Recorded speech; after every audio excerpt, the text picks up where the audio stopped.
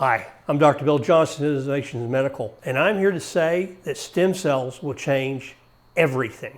We already know that all the healing done in the body is done by the stem cells, but we're only now just starting to understand how to harness that power and use it to heal things in better or things that humans can't heal on their own. But I've been talking about stem cells for a decade, and research has been going on for much longer than that.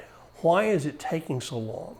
There are a lot of reasons. Why is it taking so long for insurance companies to pay for it? There are a lot of reasons. But one of the most important reasons when you really look at the research is that everyone's taking a different approach. For almost every researcher that's looking at stem cells, there's a different way of trying to do it.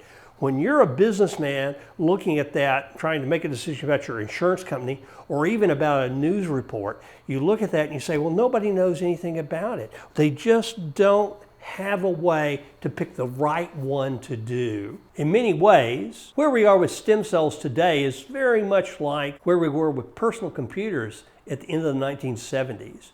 We were just starting to see personal computers, but the problem was none of them could talk to each other. They all used different operating systems. So they couldn't talk to each other, and each one had to be learned individually.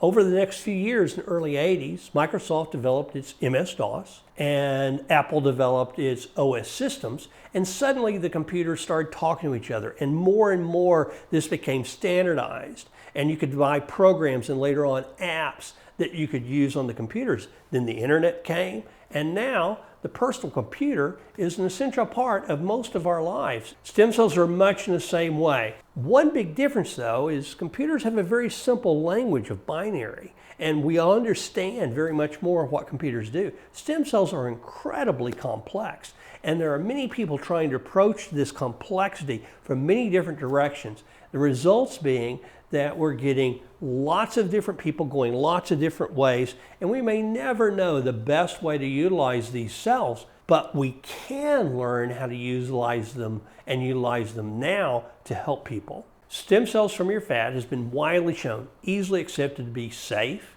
and has been shown in many studies to be effective in a lot of different disorders. Just as in the early days when MS-DOS led to Microsoft Windows and everything we all recognize today, stem cells from fat can be the operating system that allows us to all start beginning to use these things and learn how to make that treatment better and better and help people today and not have to wait for next year's developments. Recently, federal court has acknowledged and confirmed that stem cells from fat is a surgical procedure and not a drug.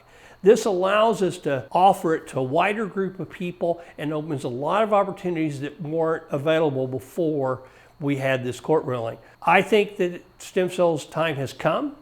I think the time to simplify their use and start standardizing it is needed.